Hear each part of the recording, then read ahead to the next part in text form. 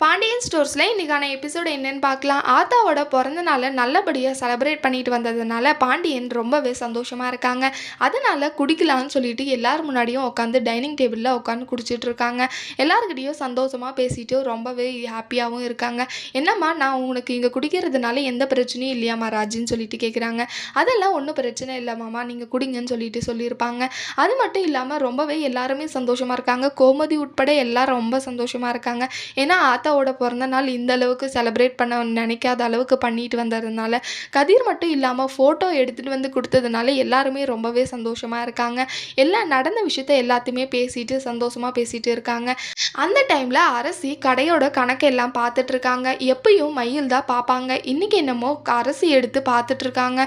உடனே மயிலுக்கு வந்து ரொம்பவே பக்கு பக்குன்னு இருக்குது. அப்பா வேற எவ்வளோ பணத்தை எடுத்தாருன்னு தெரியல, இந்த கணக்கு வந்து மாட்டிக்கு போகணும் அப்படின்னு சொல்லிட்டு பயந்துட்டு இருக்காங்க.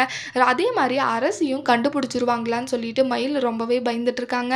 அரசுக்குமே குழப்பமாகவே இருக்குது. கணக்கு இடிச்சிட்டே இருக்குது. அது மட்டும் இல்லாமல் திரும்ப திரும்ப போட்டு போட்டு பார்க்குறாங்க. அது கடைசியில் போயிட்டு அவங்க அப்பா கிட்டே சொல்கிறாங்க. அப்பா, இன்னைக்கு கணக்கு இடிக்குதுன்னு சொல்லிட்டு. என்னம்மா ஆச்சுன்னு சொல்கிறாங்க. 1100 கணக்கு வரலப்பா அப்படின்னு சொல்கிறாங்க.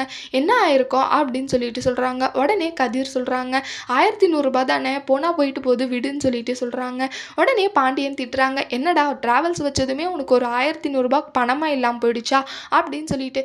அதெல்லாம் இல்லைப்பா, இன்னைக்கு சந்தோஷமாக இருக்கீங்களே அதை மட்டும் பாருங்கள், எதுக்காக இந்த மாதிரி இப்படி இந்த டைமில் கூட நீங்கள் கணக்கு வழக்க பார்க்கணுமான்னு சொல்லிட்டு சொல்கிறாங்க.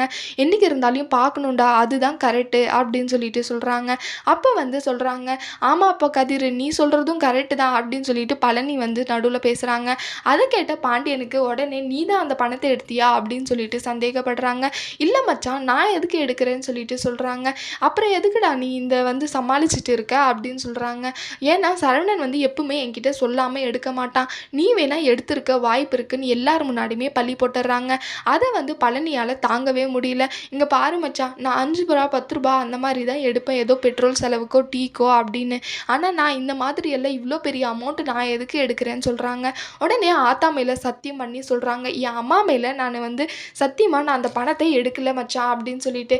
அதை கேட்ட பாண்டியனுக்கு ரொம்பவே ஷாக் ஆகிடுது. இங்கே பாருடா, இப்போ தாண்டா அந்த மனுஷி ரொம்பவே சந்தோஷமாக பட்டிருக்கு, இதில் வேற நீ எதுக்கு சத்தியம் பண்ணுறேன்னு சொல்லிட்டு சொல்கிறாங்க. இல்லை மச்சான், நான் இதில் உண்மையை தான் சொல்கிறேன், அதனால தான் என் அம்மா மேலேயே சத்தியம் பண்ணுறேன்னு. சரிடா, நான் நம்புகிறேன் அப்படின்னு சொல்லிட்டு சொல்கிறாங்க. கோமதியுமே அங்கே திட்டுறாங்க, இங்கே பாருங்கள், எதுக்கு பழனியெல்லாம் பணத்தை எடுக்க போகிறாங்க, நீ நாளைக்கா கடைக்கு போயிட்டு நீங்கள் கணக்கின் ஒரு தடவை போட்டு பாருங்கள், பழனி மேலே சந்தேகப்படாதீங்கன்னு சொல்கிறாங்க. என்ன ஓடி, நான் நம்புகிறேன், அவன் எடுக்கலன்னு சொல்லிட்டான்ல, சரி விடுங்க அப்படின்னு சொல்கிறாங்க. பழனி பாண்டியன் கிட்டே சொல்கிறாங்க, மச்சான் நான் கல்லாப்பாக்கமே போகலை, இன்றைக்கெல்லாம் மயிலும் அவங்க அப்பாவும் தான் கல்லால் இருந்தாங்க அப்படின்னு சொல்கிறாங்க.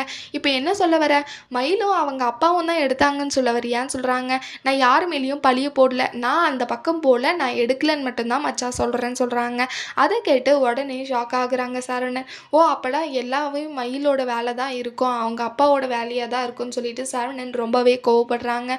அதுக்கப்புறம் அவங்க வந்து நான் எடுக்கலன்னு சொன்ன விஷயத்த நம்பாதனால பழனி ரொம்பவே ஃபீல் பண்ணுறாங்க. சரவணனும் கதிரும் சொல்கிறாங்க, மாமா மன்னிச்சிடுங்க, அவர் சொல்கிறதெல்லாம் எதுவும் பிரச்சனையாக எடுத்துக்காதீங்க, நீங்கள் எதுவும் டென்ஷன் எடுத்துக்க வேண்டாம், விடுங்க ஃப்ரீயா அப்படின்னு சொல்லிட்டு சொல்கிறாங்க. பழனி சொல்கிறாங்க, இன்றைக்கி நேத்தான் நடக்குது, அவர் பேசுகிறதே எப்பயும் இப்படி தானே, விடுங்க மாப்பிள்ளைங்களா அப்படின்னு சொல்லிட்டு பழனி ரொம்பவே கேஷுவலாக எடுத்துகிட்டு இருக்காங்க. அது மட்டும் இல்லாமல் சுகன்யா ரொம்பவே கோவமாகவும் கவலையாகவும் இருக்காங்க. இப்படி ஒரு பழியை போட்டாங்களேன்னு சொல்லிட்டு அடுத்து என்ன நடக்க போகுதுன்னு சொல்லிட்டு வரப்போகிற எபிசோடில் பார்க்கலாம். இந்த வீடியோ பிடிச்சிருந்தா லைக் பண்ணுங்கள். பாய்.